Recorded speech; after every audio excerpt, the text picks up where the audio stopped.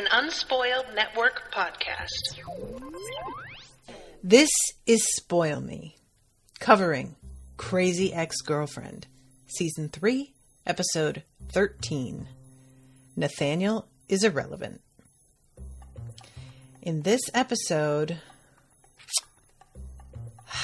I am kind of shocked, guys, that nobody wanted a live watch of this episode, because if you had seen my face,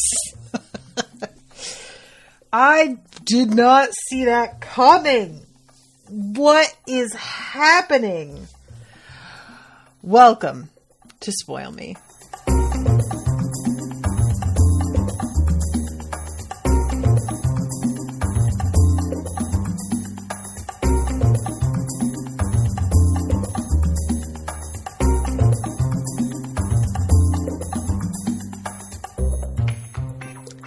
Welcome to the show, everyone. I am Natasha. Erica is in the chat. Hi there, Erica. Thank you very much to Sofia for purchasing this episode. Thank you, Sofia. Yeah, this is a doozy. Holy balls. What a season finale. I didn't realize it was the season finale when I started it either. Not that that would have helped at all with my anticipation of what happened. It wouldn't have, but it was still pretty shocking. And you know what? Just because I'm curious, I'm going to double check and see when the next episode is and whether or not that's a live watch, but I don't think it is. But yeah, guys, this is packed. And I haven't been a huge fan of this season so far. It's not like it's been bad, like I said, but I just haven't totally loved it the way that I've loved other seasons. But I have to say, out of all of them, this finale might be the best one. I feel like it's easy for me to say that, but that's major. I don't know. The finale of season 1 was pretty great too. So the next episode is November 6th. But no live watches coming up. I'm only booked until episode 3 of season 4, which is on December 22nd. And after that, I have no more bookings for Crazy Ex-Girlfriend, at least not that have been inputted into the system. So just FYI, for those of you out there who are interested in commissioning. Where to start this episode? I had a lot of complaints last episode about Rebecca's treatment of Paula and the fact that it just felt so unnecessary to lie to her. And it really seems like it's the show was aware of what they were doing and needed her to have one last real act of like bad judgment and deception to propel her into this next episode. And while part of me like resents a little bit that it didn't feel totally organic to me, another part of me is like, it was kind of worth it considering how insane the payoff is next episode. Erica says, it's like season 4 of Buffy. It has some of the best moments of the whole series, but the lows are very memorable. That's a pretty good comparison, actually. I remember I said to somebody at one point how I liked season 4 the best, and I wouldn't stand by that now. But at the time, I was thinking of one or two particular moments of season 4, and they looked at me like I had 6 heads and were like, what? And now I, like, looking back, I understand what they were thinking of when I said that, but it's crazy how those things can coexist. It can be like one of the worst seasons and still have some of the like distinct high points. So it starts off with Rebecca looking in the mirror and brushing her hair. And all of a sudden she turns into Trent, and Trent tells her that he will never leave her. We're one and the same, me and you. And then he howls like a coyote, and she wakes up, and all of her pillows are off the bed practically. And it's just very clear that she hasn't been sleeping super well. And she goes to the window. She goes and looks under the bed, which, I mean, yeah, after that dude has been stalking you and then turns up in your bedroom, you are going to be super paranoid. I was waiting for when the camera lifts that she, after looking under her bed, would find him like standing behind her after all. So that is her deal right now. And we cut to Nathaniel shopping for area rugs with his new girlfriend. I would like to ask whomever is in charge of the costumes what the hell they have her dressed in. Because this is the weirdest fucking outfit I have ever seen on a person who seems otherwise to be like somewhat conservative in the way they dress. She is wearing a pair of high-heeled red pointed-toed mules, a pair of what look like red tuxedo pants with a pink stripe up the side, a top that has like a tail on the back of it, almost like what you would expect like a band uniform's like jacket looks like in the back, but in the front looks like a sweater and has a scallop collar, like a Peter Pan collar, and lace on it. It is just the strangest outfit I've ever seen on this show, when the outfit being weird wasn't the point of the scene. And I cannot make heads or tails of it. I don't know what style this is. I don't know what we're trying to get across about her character with what she's wearing. And I know that this shouldn't be a big enough deal for me to spend like 3 full minutes describing it and talking about it on the show. But it was so baffling to me. I couldn't understand it. And she's talking to him about this carpet, saying, because he says, yeah, it's not bad. And she says, I think it'd be great for the living room. It's beautiful. It's tasteful. It's practical. It's fun. It's perfect. And I'm just going to say it. The rug is fugly. The rug is fuck ugly. It is like a raffia and black striped. This looks like if you got a cute rug and then left it out in your backyard for 6 years, is what this rug looks like. And I bet that shit's like $2,200 too. It's awful. And this woman's, all of her taste is terrible. And the fact that they wind up breaking up later for me is greatly eased by the fact that he was about to get his like whole look in his apartment destroyed, which granted, his look is a little bit too like macho man, but her look is just bad. And I would rather at least something cohesive than something that is just baffling. Anyway. And he says, yes, it is. It's perfect. It's literally perfect. I just don't know. I'm just not in love with it. And it's very obvious that he is talking about her. And she gives him a kiss. And he seems to like kiss her back and really feel in his soul how that kiss just didn't really seem to do anything for him. And it just was nothing. So then we cut to Heather's final checkup. And there is a whole ass crowd of people here.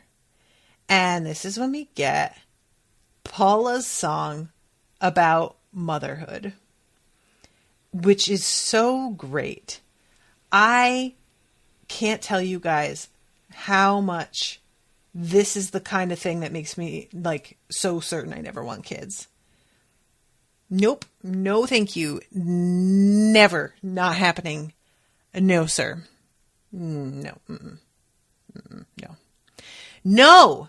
No. No. Nope. Nope. Nope. Nope. Nope. Nope. Nope. And that is all I'm going to say about that. The song is quite good and it's done really, really well. And the warm lighting and the like flower petals and her dress that she's wearing and the little kids that come from underneath like the seat from that like vaginally shaped opening with the like curtains on it and everything. I mean, it's extremely well done. But I never ever want to talk about this ever again. Childbirth is, as Gina Linetti put it on Brooklyn Nine-Nine, some Animal Kingdom nonsense. And No. So, all right, jumping forward past when the song is over. We have the scene where Rebecca really is beginning to cope with, really it's laid on how guilty she's feeling. Paula is talking about how she thinks it's her fault that Trent came back into their lives because of some of the things that Paula did, encouraging Rebecca to pretend that he was her fake boyfriend, etc., etc. And Rebecca is really trying to lean into like, no, I also did some things. It's not your fault. But she's not telling Paula the truth. She's just trying to keep Paula from acting as if it's all her fault. And we cut from a moment with Rebecca and Nathaniel in the conference room. And he tells her basically, I'm having a party and I'm not inviting you to it. And I need you to know ahead of time because you're going to hear people talking about it in the office. And I just don't want it to be weird that you like hear about it secondhand. But I'm going to be, Mona's moving in with me. And so that's what it's going to be. And Rebecca really tries to be a grown-up here. And it's just like, you know what? I'm happy for you. Congratulations. I really do want you to be happy. And I really feel that she's being sincere here. She's like aware that to not be happy for him would be selfish. But also she is a little bit selfish about it. And yet she's trying to fight that. And I completely understand this feeling. I mean, I was literally moving in with Owen and found out that Brendan had a new girlfriend. And I definitely had like a bit of a pang about it, you know? I was not even speaking to him anymore. It was so over. And I knew that. And I was in love with someone else. But it was still odd. You know, it was just a moment of just like, oh, weird. Okay. And that's when, you know, you're happy with somebody else. Rebecca is alone and doesn't really seem to like it. And so for that to be going on with her and him be moving on has to be extra hard. But she really tries to like have some grace about it. And I appreciated that a lot. But in that moment, she sees Trent standing behind him, like at this, it's like he's in one of those window washer lifts. And she screams, but then when he's gone, she thinks, oh my God, I just had a basically hallucination. I, for one, had absolutely no doubt that he was still there. It felt weird to me last episode when he just walks away and that seemed to be the end of it. And I was just like, that man is not okay. That wouldn't be the end of it. That absolutely couldn't be the end of it. What? So when he seems to appear here, I was like, all right, he's not gone. I didn't think it could be that easy, but okay, let's do this. I would prefer to actually have a satisfying conclusion to this. So we cut to Rebecca with her therapy group, and they are having like an emergency meetup at home base so that she could run by them what's going on with her and try and get their opinions on what might be going on. And one of them says it might not be like a hallucination. It simply is your imagination, perhaps. Like you're just thinking so hard about this thing that for a second you think you see it, which she does like kind of be like, well, maybe. She doesn't seem to think that's what it is. She thanks everybody for coming. And she says, I just couldn't wait until Monday. And the woman with the cardigans asks, have you scanned your emotional system and found out how you're feeling lately and what's going on with you? And Rebecca decides to do that. And she does. And she just is like immediately like, oh my God, I'm soaked in guilt. It's just pure guilt. That's what's going on. Oh my God, I just need to like get rid of this. That's what's happening. All the things that I've done to people since I've moved here, things they don't even know about. And the woman says like, what? And she says, I don't really want to talk about it. Does that matter? And they all say, yeah, no, it definitely does. It kind of does. And she says, I think what's killing me is that I'm always getting away with it. I don't know why. Is it because I'm smarter than other people? And this dude says, maybe it's because you manipulate people. And she says, stop talking, Rick, or I'm going to give your hamachi to Lana. And then he looks at her and is like, girl. So one of them suggests confessing the bad things that she's done. This is a real, like, step 4. If you guys are familiar with the 12 steps, I think it's step 4. Where you have to do a personal inventory of the people you've harmed and how. And that is just for you. Eventually, you have to go and make amends and tell them what you did and apologize for it. And that step is one of those that's like so deeply difficult and not something that you get done in one shot ever. As you begin to realize some things that you did and really get honest with yourself about it, all these other things begin to show up as well in your memories. And you're suddenly like, oh my God, that too. Oh my God, that too. And it can be kind of amazing to watch what you thought was like the real thing to apologize about transform and find out that wasn't actually it. There was this other thing at the root of it all. And the reason for that in recovery is because it's like psychologically a major factor in a lot of people's drinking or abuse of drugs or overeating is doing something to numb and distract yourself from thoughts that circulate in your head. And a lot of times those thoughts center around guilt. So it can just be really like holding on to that sort of thing causes emotional turmoil, and emotional turmoil can lead to unhealthy behaviors. It's just something that happens.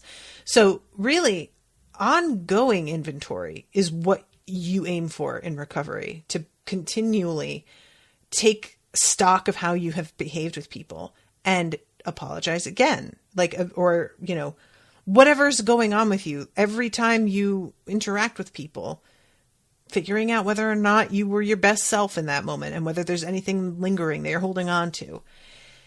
It's tiring. It's not fun. So what Rebecca decides to do is type up a list of everything that she has done to Nathaniel and Josh and Paula, and summon them to the conference room and give them the lists and tell them the truth about what happened. And it's pretty brutal. The things that are being brought up again, first of all, she gives the wrong lists to Nathaniel and Josh, I think. I think they switched lists. Oh no, it's Paula and Josh. At first, it's just kind of like, wow, that's really fucked up. When Nathaniel comes to, you put a hit out on Mona, he gets really like loud with it. And I saw the like conference room door open behind her. And I was like, can you just close that, Rebecca? Like, does everybody need to hear this? Everybody's so nosy in this office. Just close the door. Paula says having sex with Greg's dad, and Josh gets this look on his face. Oh man, the look that Rebecca gives her when Paula tries to be like, that's not true, right? Rebecca says, I didn't know what list to put that on. I just thought everyone should know. Then Paula gets to, you lied about Trent blackmailing me? And looks at her with the expression that she used on her husband when she found out that he had cheated on her. And Paula says, so Trent didn't blackmail me? And you manipulated me and lied to me to get me to commit federal crimes, even though I didn't want to. And it's one of those scenes that they managed to punctuate with some levity by having Josh asking about, like, you tried to kill my Lolo, and Nathaniel be like, okay, actually, that was me.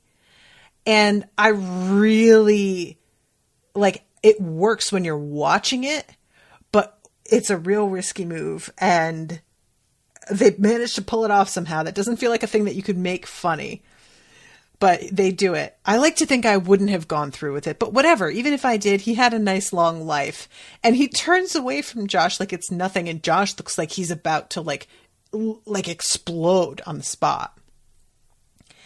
And Paula is still stuck on that most recent thing. This isn't right. This is a mistake. You promised me so many times that you wouldn't lie to me anymore. I trusted you. I didn't even check because I just believed you. And that line is particularly well delivered. It's simultaneously an accusation and Paula feeling like a fucking idiot. And I feel like we've all been there. Moments of just being like, I can't believe that I just took your word for it. I can't believe I just listened to what you said to me. I can't believe I was that stupid. I never checked anything. And it's awful because you can see Rebecca realizing that Paula is taking this way harder than the other times, which is valid. Paula thought Rebecca was past this stuff, and she just did this like a day ago, 2 days ago. And Rebecca is trying to like calm her down, but Paula just is like, no, I'm not doing this. And she gets up and leaves. Rebecca chases her out. And as they depart, Josh and Nathaniel are alone in the conference room. And Josh says, Rebecca tried to have my father deported. And Nathaniel says, again, that was me. But to be fair, I was promised sex. And Josh punches him in the face in what is probably one of the more satisfying moments. I really appreciated it. Josh is not somebody I would want to be on the receiving end of like his punch. Like that dude looks like he could really be a bit of like a jackhammer with that arm. And I bet that's, if it were a real punch, it would do some serious damage. But I do appreciate there being some consequences for Nathaniel doing that, because it just never feels like there were any, you know? And he just got to like formulate these really truly evil plans. And then we just are like meant to forget it. And, you know, it doesn't really like completely work for me that this is probably going to be it, but it's better than nothing. It's an acknowledgement of the person who was going to be harmed. And I appreciate that. So then we go back to Paula and Rebecca catching up with her at the elevator.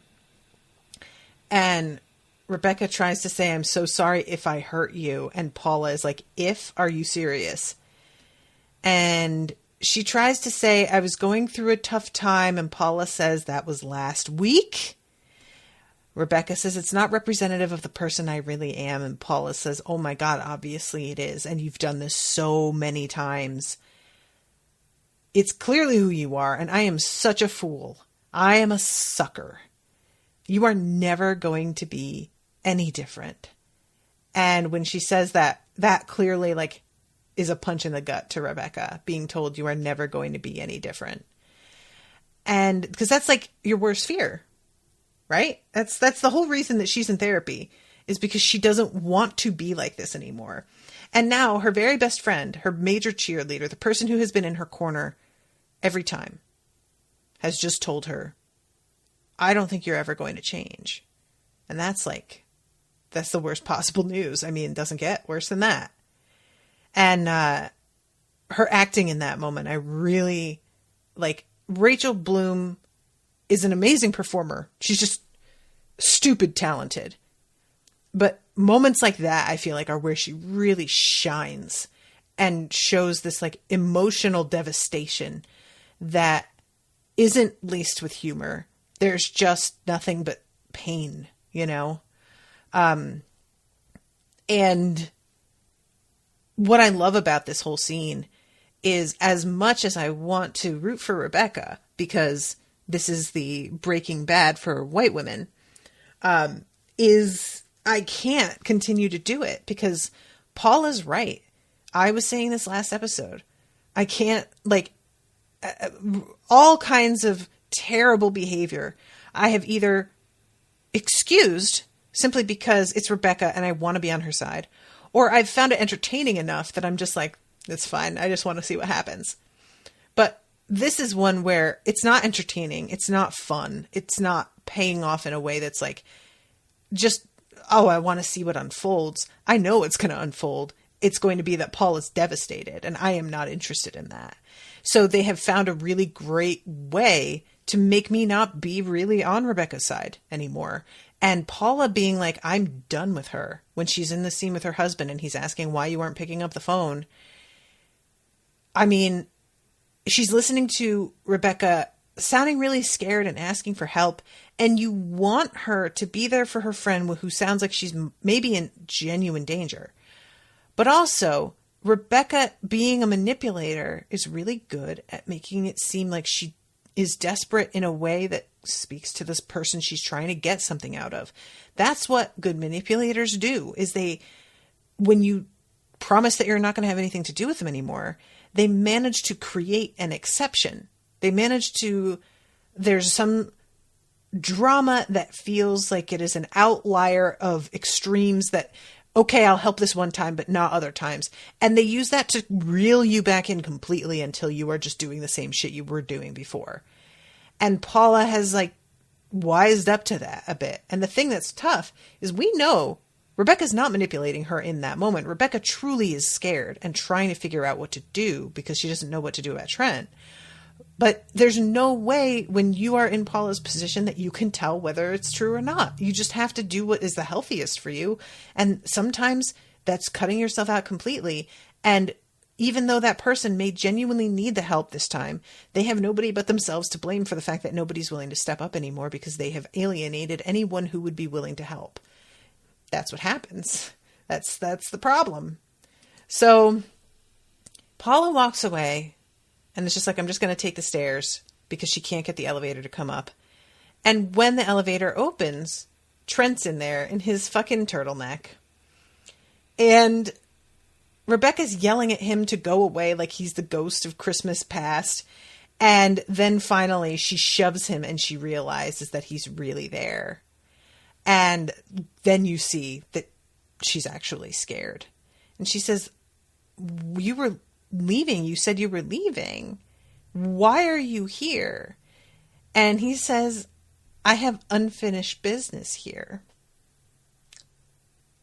And basically, he does what she did to Josh with the fact that, like, he says, we're way past you being my girlfriend. I know that's never going to happen. I just want you to feel as badly as you've made me feel.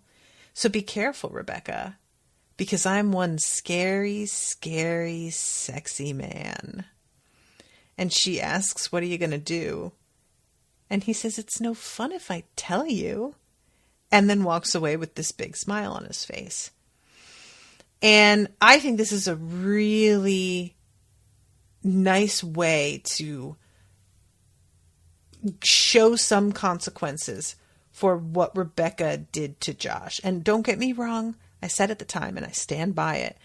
Josh leaving her at the altar and then completely ghosting her is one of the few justifications that I could feel for what she wound up doing to him. Sneaking into his house, hanging a teddy bear from a noose, abducting his mother. That all, like, it wasn't a real, she just was trying to make him scared. And honestly, I can't help but feel like he deserved that shit because he was so inconceivably terrible.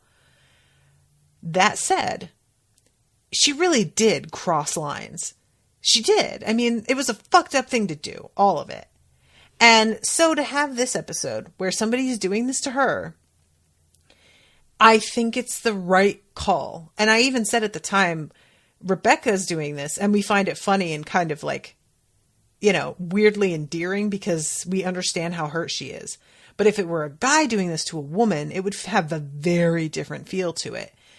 And the show has done something I would have thought wasn't possible, where as much as Trent is sinister, and as much as you really do feel like there's something not okay with that guy, and you're low-key afraid of him, they managed to have Trent be threatening without it ever really feeling gross. And I can't tell how they've managed to do that, if it's the actor that they chose for Trent, because he does have this funniness about him even when he's being serious, and that helps levitate all of the stuff out of the muck so that it's not associated in this way with grossness. I don't know if it's because Rebecca has been so terrible to her friends in general over the past few episodes that I am more receptive to her dealing with something like this, because I just am frustrated with her, and I'm just fine, good. I don't know what it is, but it doesn't feel as it doesn't feel like an unspooled episode, because those of you who listen to that, there's a fair amount of women being stalked and shit like that. It's just really interesting to me that I stand by what I said. Have a guy do this exact same thing that she's doing, and it just comes across as really, really threatening. I still think that's all true in most cases, but the show managed to sidestep that somehow, and they found an actor who can get away with it the way that Rebecca kind of got away with it. And I'm not as disgusted by it as I would have expected had you told me it went this way. So Rebecca is trying to track Trent. She's trying to use, and she can't sign into the thing. This is when we see Paula refuse to pick up the phone for her. And we see Nathaniel rushing home, and he thinks that something may have happened to his girlfriend while he's out, and she's getting ready for the party, and everything is fine. And I thought for a second that this was his moment of realizing oh God, I am doing the right thing moving in with her, because the thought of something happening to her really upset me. But it turns out it wasn't really as, it wasn't the thing that I thought. And then we go to the actual party itself. And I love George. He tells Rebecca not to come to the party. Don't ruin everything. George is very conscious of the fact, he's Rebecca, you're a loose cannon. You ruin everybody's shit. Just leave him alone, for the love of God. And it's clear that she fully intended to do that.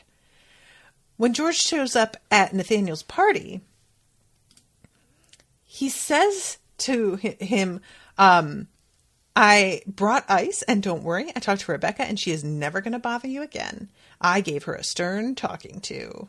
And Nathaniel says, and what happened? Was she upset? And I love George. You shouldn't care if she was upset. George, that is the right thing to get angry about. As soon as a dude says that, he's still hung up. He's still hung up. And George knows. And Nathaniel has to be no. You're right. You're right. You're right. I know you're right. And turns and looks at his his girlfriend who's moving in with him.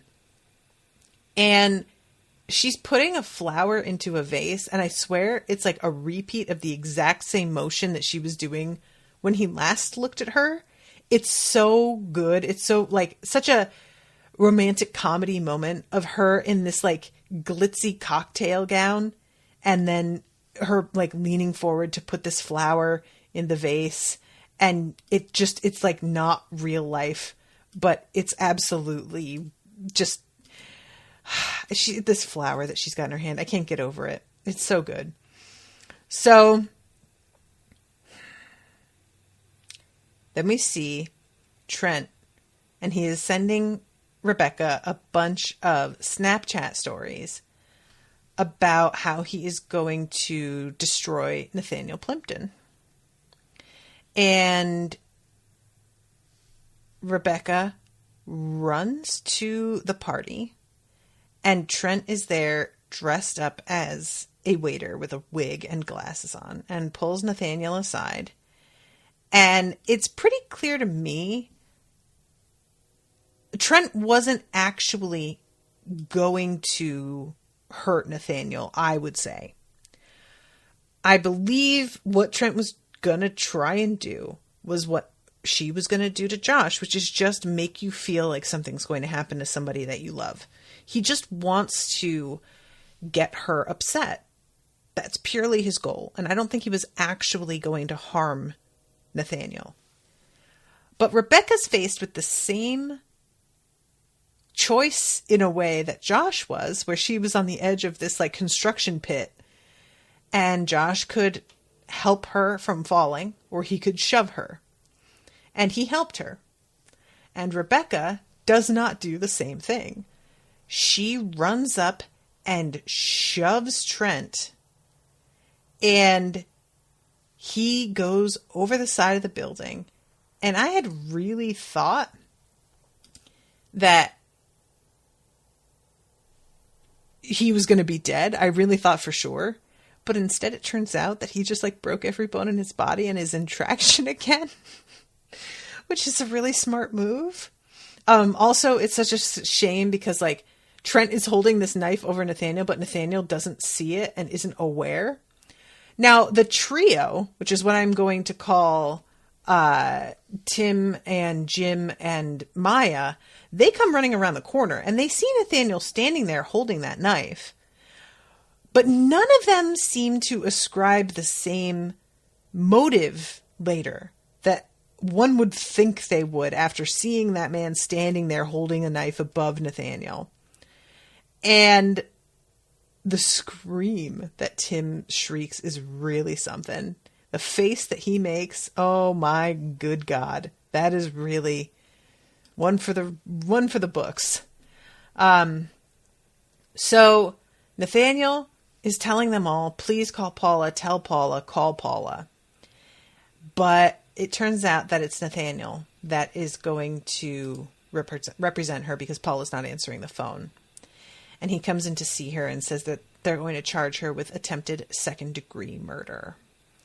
And Rebecca is telling Nathaniel, he was stalking me, he was trying to hurt you.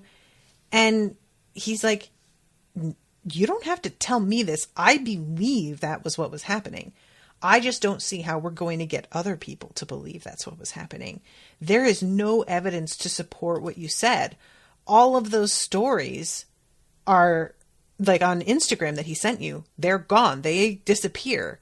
The cops and the jury are going to think you crashed your ex-boyfriend's party and then pushed another ex-boyfriend off the roof who was working there completely legally.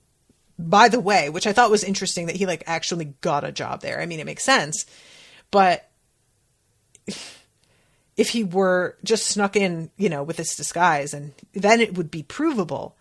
So I'm wondering if Trent didn't set this up so that Rebecca like incriminated herself, if that wasn't his whole plan all along. I don't think so. I don't like want to assign supervillain stats to him, but maybe. And yeah, it's just basically we couldn't find anything. All there is like, people's word against your word on what happened. And Rebecca realizes that she's going to go to prison. She just sits down and it's just like, oh my God. And Nathaniel says, I have a plan. And she realizes at this point that Paula isn't going to represent him. And she's like, well, first of all, Paula, where is she? Second of all, I tried to take a hit out on your girlfriend. Why would you help me? And he says, honestly, I can't explain why I'm here, and I can't explain why I'm doing this for you, and I can't explain why I just broke up with Mona.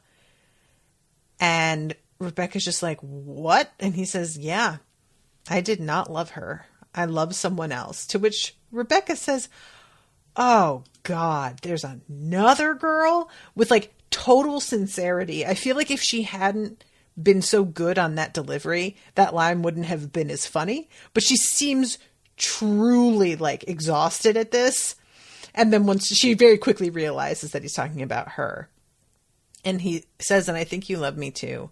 And finally she says, Nathaniel, of course I do. So he tells her that what he wants to do is have her plead insanity. And we have all of this history of mental illness with you that would play, and I think it would actually work. And then we go into the song, Nothing's Ever Anyone's Fault. And honestly, this is such a good, I was just talking about this with Rashawn on Dresden Files.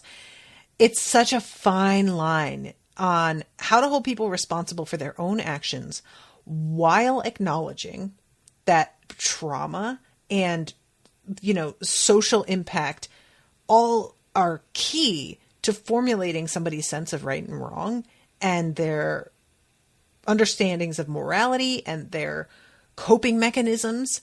And it's just such a hard thing to know when you should give somebody grace and the benefit of the doubt and when you can draw a line in the sand and say enough is enough and that is a fair thing to do. And, socially, we are just so much more generous with white men. It's just always easier to be like, yeah, but he had a really hard time though. And other people, it's like, well, no, that's their choice. And it's really something that I personally struggle with because I always want to give people the benefit of the doubt because I like believing people can improve and be better. I want to believe that people want to be better is a major part of it. Like realizing over the past few years that I've kept thinking, for example, that people would come to their senses about Trump because they would begin to truly see how terrible a person he is. And I finally had to realize, they saw that was a plus for them. And realize that some people don't want to do better. They don't want better for other people. That was a difficult thing to come to terms with, still is. And I just really, this song is just done really well where it just slowly escalates and it's more and more of both of them absolutely refusing to take any responsibility for their own actions because of their trauma and, making it sound as if nobody ever has to take responsibility. And then we go to the courtroom in which Rebecca is going to do the plead insanity and it's all ready to go. And she seems prepared to do it, even though she's not super happy about it. And she stands up to give her plea and she turns and she sees Paula walk in. And it's honestly really well done. Nobody but Paula could have gotten her to change her mind. And she finally says, I can't do this. I may have borderline, but I'm not insane. I knew what I was doing. I didn't mean to hurt him, but I did what I did. And I just have to take responsibility for what I have been doing. I've always acted like other forces have control in my life. And those forces exist, but I am the one who makes the decisions in the end. And I just kind of told myself they weren't my choices, that they were being made for me, but that was never true. And she says, so I want to be held responsible. So, and then she turns around and she says, I want to change, Paula, and I swear I'm going to try. And she says, you don't have to believe me. I wouldn't if I were you, but because I've broken so many promises, but I hope this time it's going to be different. And she turns to the judge and says, this time I truly want to be held responsible for my actions. So I plead responsible. And then she says, guilty. And everybody seems pretty shook by it. And the judge doesn't really have much of a response, just sort of sits back and writes something down. And she says, I plead guilty one more time as she maintains eye contact with Paula. And it's a real moment between the two of them. And it's really, really sweet. And I was very proud of her. And that's the end of the episode, but it's not the end of everything we have to talk about, because it's time to double back and talk about Heather. Heather doesn't know what, like, she is dealing with Daryl here, and she underestimated, I guess is the better, because she does know what Daryl's like, but she has this moment. Erica says there's a deleted song right around here, a reprise of Settle For Me, sung by Nathaniel. It was recorded but never made it to the show.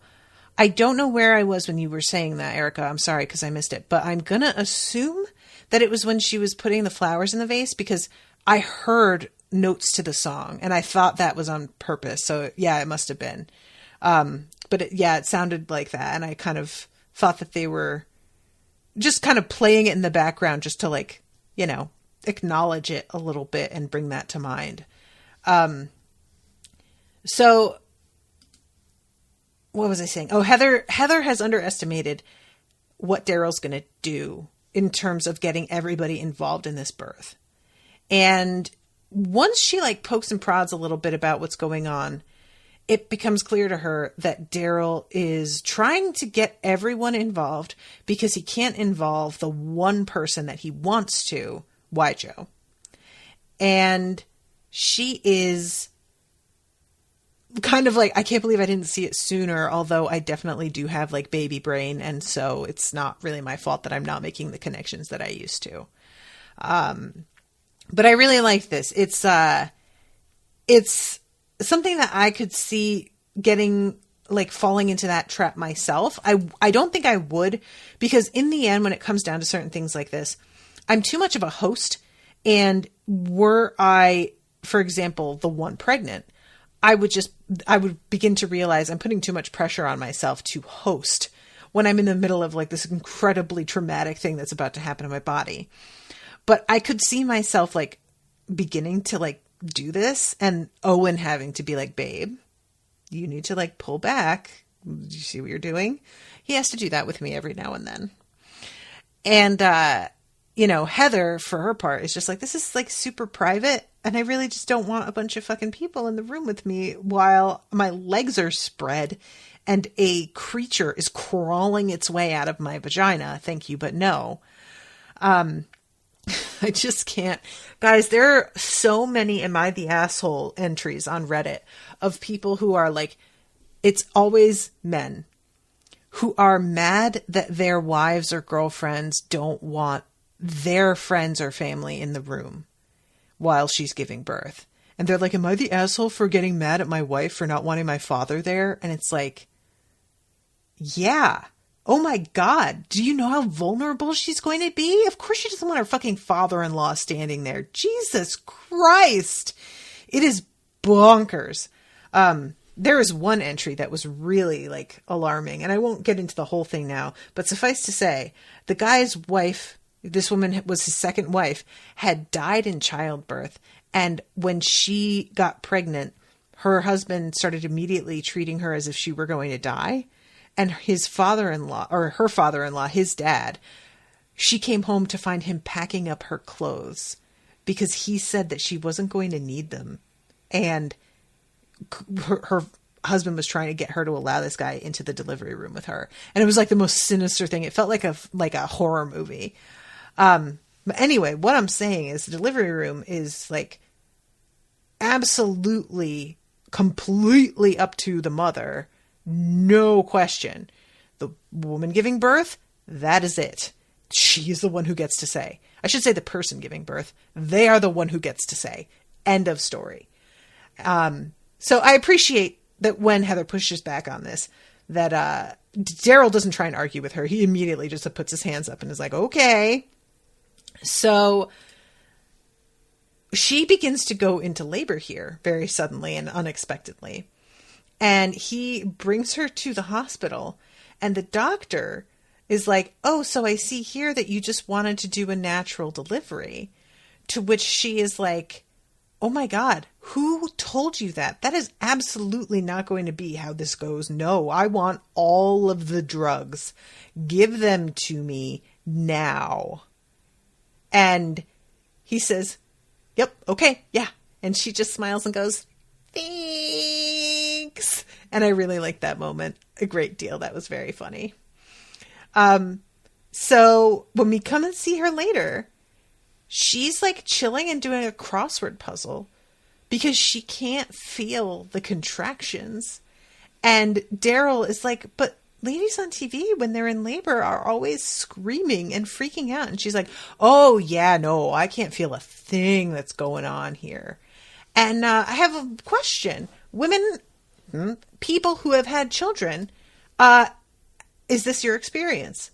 Because I know epidurals can kind of not work the way they're supposed to work sometimes. So I've heard of more than one woman be like, yeah, it made it feel more far away. The pain felt more distant, but it was absolutely still there. And Heather really seems to be like, oh yeah, I just don't feel anything at all, which is honestly, it's one of those things that it's like, what a gift that we have these drugs that can get rid of pain like that.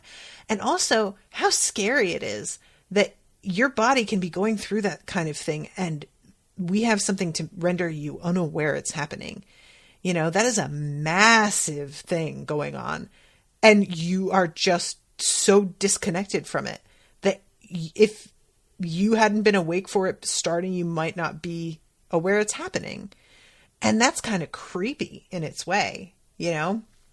But yeah, I like him saying this about how like on TV, women are always screaming. And she says, yeah, well, those shows were written by men. And it's a good point. Didn't really think about that. Birth is beautiful when you get pain relief because then you just do a crossword puzzle and binge Top of the Lake. And she notices that he's rather sad and says something about why Joe. And he says, I am missing him, but I'm okay.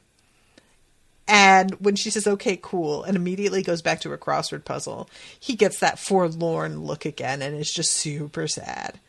And a little bit later, when she has given birth and Daryl is holding the baby and she is asleep, Joe comes in and he's like, oh my God, what are you doing here? And he says, Heather called me.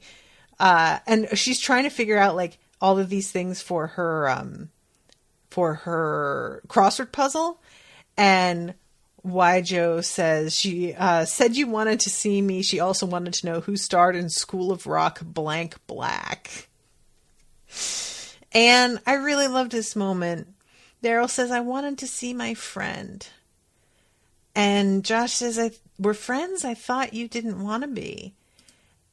And Daryl says, I thought you didn't want to be. And I didn't really get that impression from either of them, to be honest. When I watched that scene, it felt like they both wanted to be friends and they both were like acknowledging that they did. But also Daryl was like, it's too soon for me to I can't just transition into being friends with no buffer. Which I think, you know, that's too hard for most people. That shift is something that has to happen in your heart. And it's hard for that to happen in your heart when you are not letting yourself have a break from a person and adjust your thinking about them. And so, yeah, I just was kind of surprised at both of them being like, I thought you didn't want to be. I was like, that's not how that went. It just sort of felt like, well, we will be eventually, but for now we need time apart, you know? I am low-key rooting for them to get back together, but you know, it's fine. So Josh's smile. Oh my God. It's just like reaches his ears practically. It is so adorable. So he asks if he can hold the baby. And it's just a sweet little moment, especially considering that he has this dog now and has exhibited a bit of a more paternal side. And I love how, like, when Daryl says, I thought you hated kids, he says people have got to stop saying that. Daryl at this point tells him, I named her Hebecca. A combination of Heather and Rebecca. Wainshaw just says, okay. And Daryl says, well, they did say I have 24 hours to change it. And Josh says, oh, thank God. I mean, objectively, it is very bad. Oh my God, you guys, he pulled a Renesmee. I love that that was included in this show, that somebody did that. And what a bad idea that is. Oh, I love it so much. This show is so good. It's just so good. Oh, Becca. Oh, get out of here, sir. Yeah, it's just a really sweet moment. And he's looking at the baby and says, she's perfect. You did good. And I'm like, I mean, he didn't do anything, but okay. And yeah, it's just a sweet moment. I like that Heather is asleep throughout as well, because as much as like Heather is the one who did the labor and all, you know, she carried the baby. Despite all of that, she is not the person that this is for. You know, this isn't something that she really wanted. She agreed on a whim, and the product of it doesn't really have that much to do with her in the end. And it really should be Daryl's moment in a way, because it's been something that he's been wanting and something that he just like put so much energy and so much money into. All that said, it is really strange for her to have been the one that's pregnant and be the one that gave birth and be not a part of things in the end. And I'm not saying strange in a bad way. I'm not trying to say strange in like they didn't write this scene well. It's just odd because we're not used to seeing that kind of labor. We're not used to seeing women who are pregnant and people who are pregnant and giving birth who aren't hugely attached to the product of the pregnancy. It just doesn't really happen that much in media. So it's, I think, probably pretty believable that it goes this way, but it's something that was really felt strange to watch unfold on the screen because I don't see it often. And, I never really stopped to think what it would be like if you were pregnant and you felt this being inside of you, moving around, growing. And if you gave birth, what it would be like after, when that child, the product of all of that, like trauma to your body and all of that energy was gone and not something that you had a relationship with anymore necessarily. And I think with Heather, probably she'll want to occasionally like check in on the baby just out of curiosity, but I don't see her really wanting to be involved necessarily. I think if anything, she'll be relieved that like her part's over and she has to do nothing else. Now I say that, but I don't know what's going to happen regarding nursing, because her body is going to be producing milk. So is she going to have to do like the breast pump thing, or like, I don't know how any of that's going to go. I don't know how involved she is going to continue to have to be or want to be. And I'm kind of curious, you know, what the deal is going to be with that and how they're going to cope with it. But, yeah, it's just it's a sweet moment. And I'm really glad to see that Josh kind of came back into the fold, and that it seems like they're going to, if they don't wind up getting back together, which I'm still hoping they do, that it seems like they could still have a good relationship, the two of them. I feel like that's really promising, and it's sweet. I just really like to see why Joe, when he's with someone that he's more vulnerable with, because so many of his other friends, he is really the one that's like more of an adult most of the time. And so he kind of takes on this parental role, judgmental as well, which is super funny. Don't get me wrong. But when he's with Daryl and he feels really young and he feels like unsure of himself in a way that we don't see often, it's just very endearing. I just like it, you know? So that's the end of the episode. So we see what's going on with pretty much everybody except Valencia, was in this episode. Valencia was in the room with Heather. I lied. She was in the room in the beginning when they were all introducing themselves. And she was taking video of the appointment. That's right. And Valencia's girlfriend shows up eventually. They're in a love bubble. Yeah, I thought this was a good finale. So I feel good about the end of the season. And I was a little worried. And the next season won't begin until early November 9th, I think. I think that's what I saw. Or maybe 10th, somewhere in there. And I'm pretty excited about it because it's the final season. And I feel like this is really when we get to pull all the stops out. And I have no idea what that's going to look like. I feel like if this were any other show, I would be like, oh, who's Rebecca going to end up with? And this show doesn't seem hugely interested in that because it's about her, not relationships with her. Relationships are only important in as much as they are an offshoot of her mental health and how she's doing. And it feels like her and Nathaniel have kind of declared their thing for each other. So I'm hoping that next season we don't get more like will they, won't they with them, other than what might happen with her actually going to jail, which I don't know what will happen there, you know? No idea. I really don't. Like, I assume she pled guilty. It's attempted murder.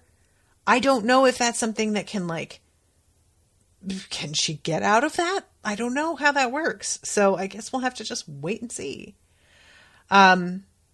Yeah. So, all right, guys, thank you again so much for listening. I appreciate you. Oh my God. I just saw Erica says, Rebecca sounds like a super obscure biblical name. It does. It does. 100%. You're right. But thank you again to Sofia for commissioning this episode. I hope that you all have been enjoying the coverage, and I'll be seeing you in November with season 4. Until then, toodaloo, motherfuckers.